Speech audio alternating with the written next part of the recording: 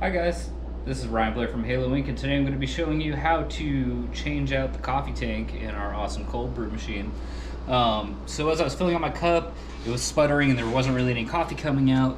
So what you're going to do is go ahead and open up the front of the kegerator here. You're going to have one that's hooked up. We're going to pull that one out.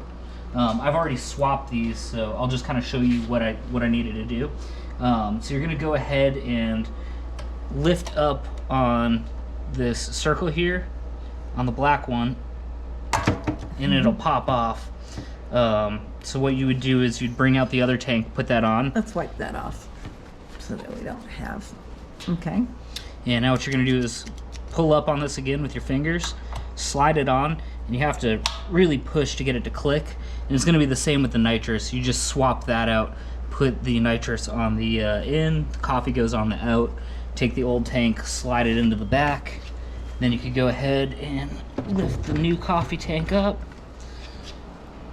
Close your door. And we have coffee again. There we go.